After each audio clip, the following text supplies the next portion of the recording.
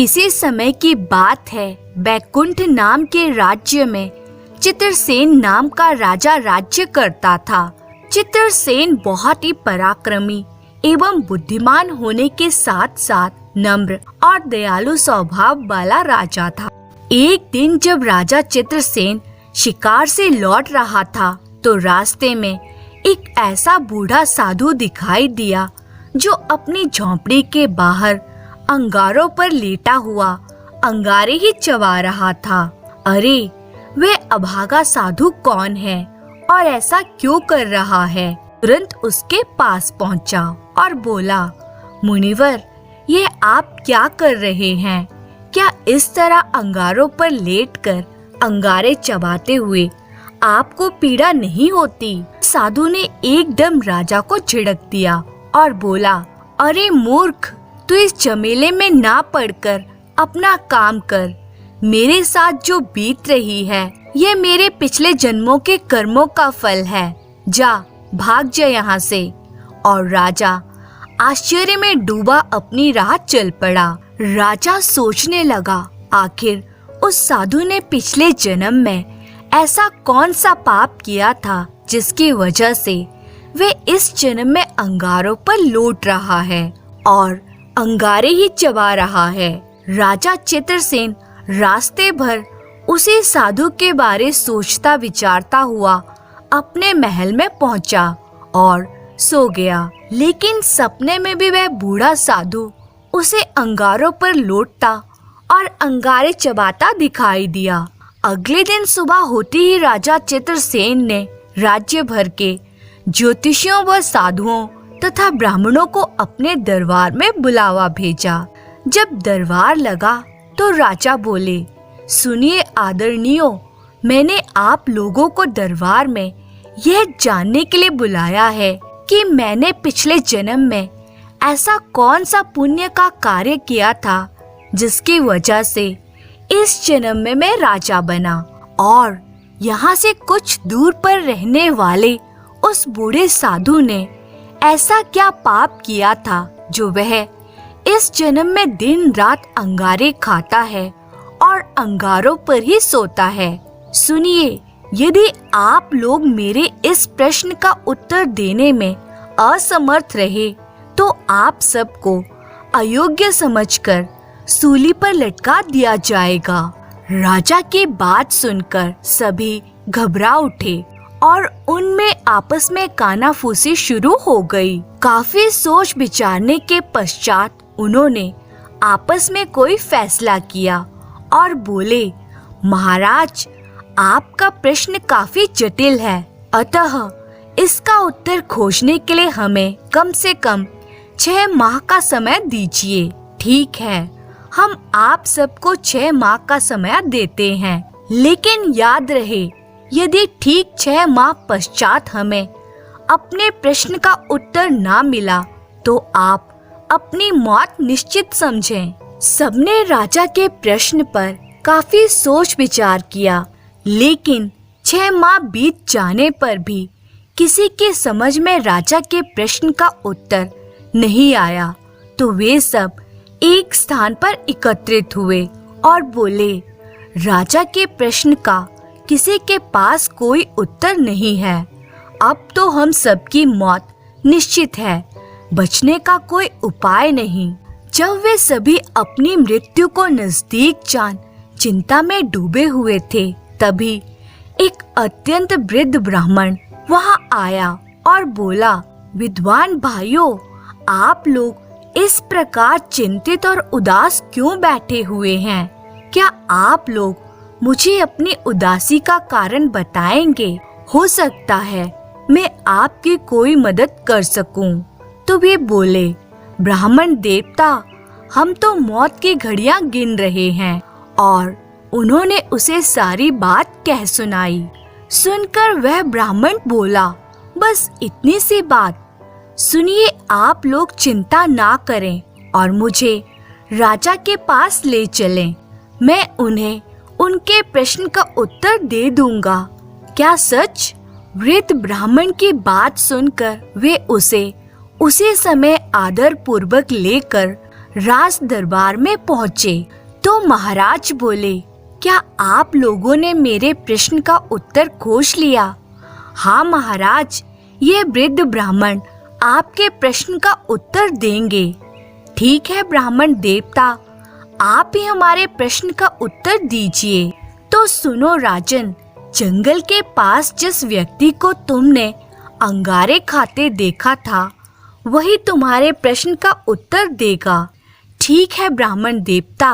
अगले ही दिन राजा चित्रसेन अपने मंत्रियों को कुछ दिनों के लिए अपना राजपाट सौंपकर वेश बदलकर उस साधु से मिलने चल पड़ा।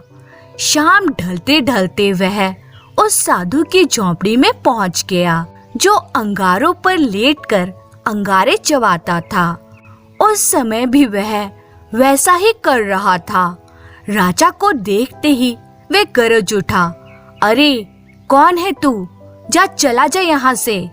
तो राजा बोला, मेरा नाम राजा चित्रसेन है महाराज, और मैं अपने एक प्रश्न का उत्तर जानने के लिए आपके पास आया हूँ। ओह, पूछो क्या पूछना चाहते हो? मैं ये जानना चाहता हूँ महाराज कि पिछले जन्म में मैंने ऐसा कौन सा पुण्य किया था जिसकी वजह से इस जन्म में मैं राजा बना, और आप बस मैं समझ गया कि तुम आगे क्या चाहते हो। सुनो राजन, मैं तुम्हारे प्रश्न का उत्तर नहीं दे सकता। हाँ, यहाँ से 100 मील दूर एक और साधु बाबा रहते हैं, जो रात दिन राख ही खाते हैं।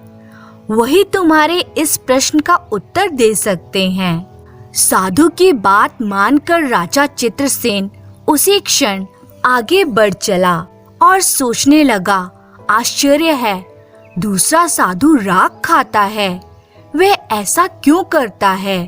क्या इसके पीछे भी कोई पिछले जन्म का कारण है?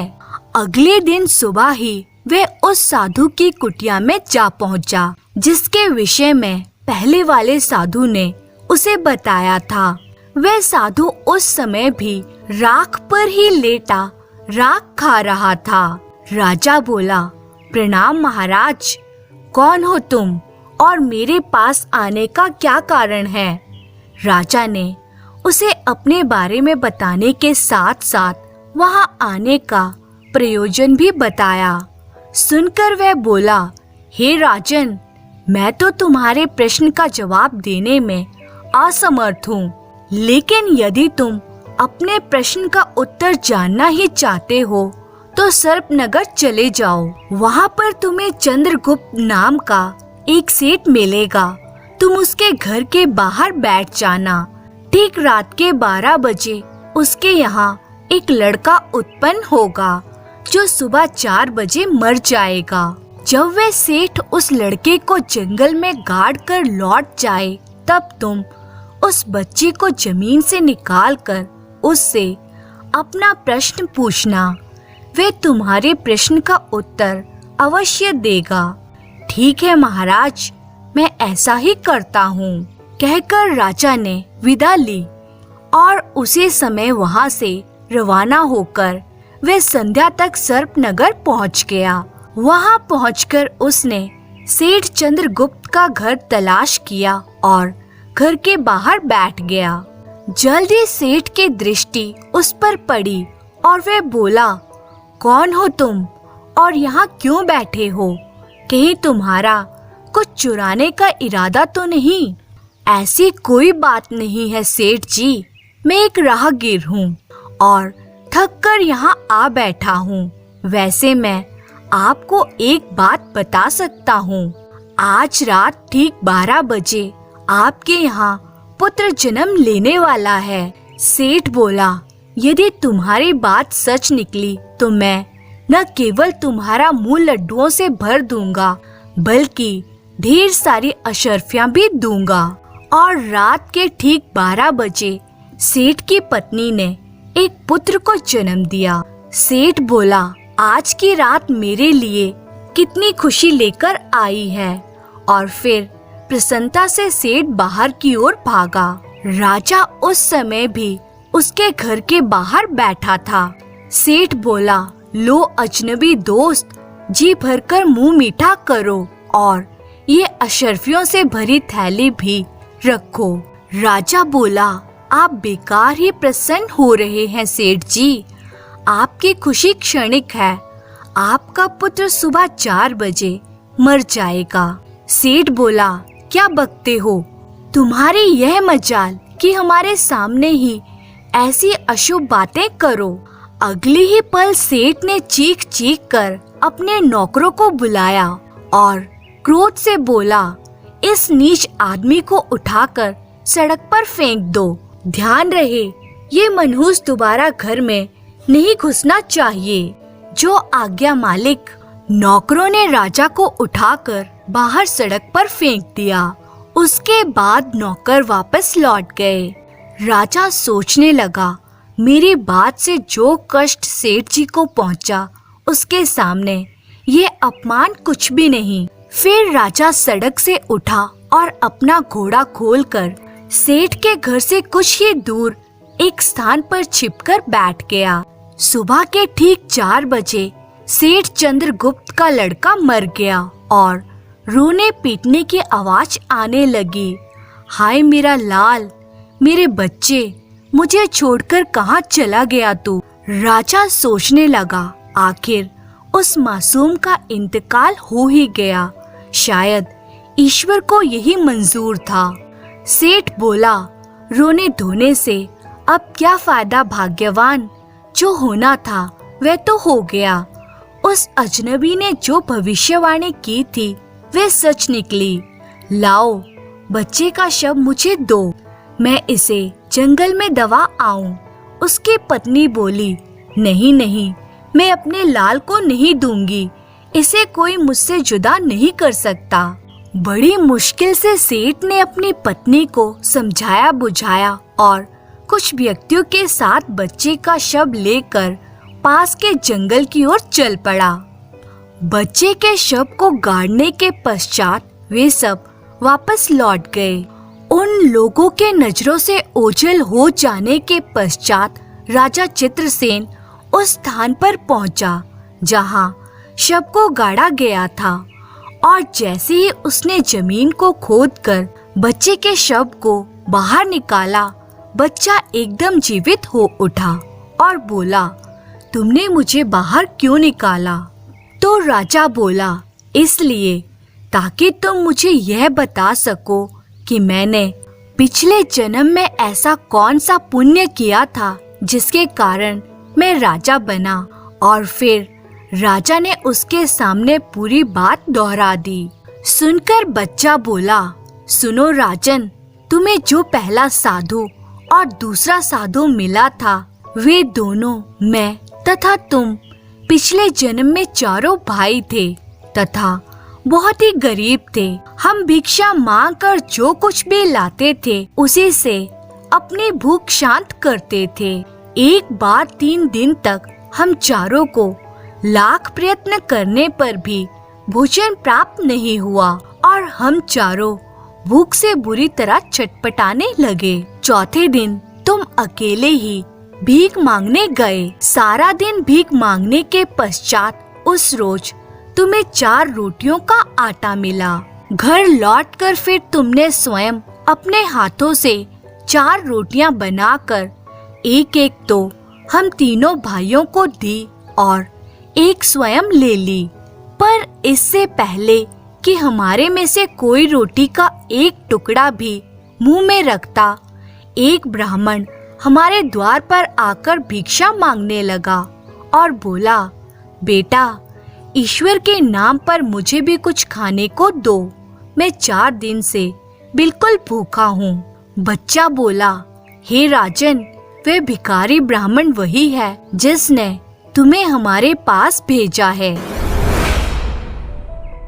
जब उस ब्राह्मण ने हमारे उस भाई से भोजन मांगा जो तुम्हें अंगारे खाता पहले साधु के रूप में मिला था, तो वह गुस्से से गरजता हुआ बोला, 3 दिन बाद तो खाने को यह अकेली रोटी मिली है, यदि यह भी तुझे दे दूं तो मैं क्या अंगारे खाऊंगा?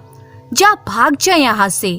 तो देख लो राजन, वह आज अंगारे ही खाता है और अंगारों पर ही सोता है।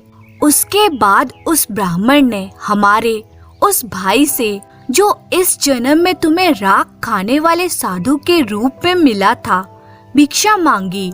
तो उसने भी गुस्से से भरकर पहले भाई के समान ही जवाब दिया। सो राजन, वे भाई भी वही है जो इस जन्म में साधु होकर राख ही खाता है और राख पर ही लौटता है। फिर उस ब्राह्मण ने मुझसे रोटी मांगी तो मैंने बिना कोई कठोर वचन कहे उसे मना कर दिया। सो तुमने आंखों से देख लिया राजन कि इस जन्म में मैं बिना भोजन किए ही मर गया। अंत में जब उसने तुमसे रोटी मांगी तो तुमने अपनी रोटी सहर्ष उसे दे दी। तो वह ब्राह्मण बोला, ईश्वर तुम्हें हमेशा सुखी रखे बेटा। मेरा आशीर्वाद है कि तुम हर जन्म में राजा बनो। तो राजन, तुम उसी रोटी के प्रताप से इस जन्म में राजा बनकर सुख भोग रहे हो। राजा बच्चे से बोला, लेकिन क्या तुम बता सकते हो कि उन्हें इस कष्टमय जीवन से कैसे मुक्ति मिल सकती है? तो बच्चा बोला, वे भी आज मेरी तरह अपनी देह त्याग कर अपने पापों से मुक्ति पा चुके हैं। इतना कहकर लड़का फिर मर गया। राजा को अपने सभी प्रश्नों का उत्तर मिल चुका था, अतः उसने बच्चे के शव को पुनः जमीन में गाड़ा और घोड़े पर सवार होकर वापस अपने राज्य में लौट आया। अगले ही दिन राजा ने मरे हुए उन दोनों साधुओं का दाह संस्कार कर उस वृद्ध ब्राह्मण के साथ साथ जिसने कि उसे साधुओं के पास भेजा था, राज्य भर के तमाम ब्राह्मण, ज्योतिषी, साधुओं एवं दीन दुखियों को बुलाया और उन्हें बहुत सा धन धान्य दान देकर विदा किया। सभी राजा के गुणगान और दीर्घायु की कामना करते हुए वापस लौट गए। तो दोस्तों, इस कहानी से हमें यह सीख मिलती है कि दया का फल कितना मीठा होता है। अतः हमें राजा चित्रसेन की तरह ही हमेशा दूसरों पर दया करनी चाहिए। धन्यवाद।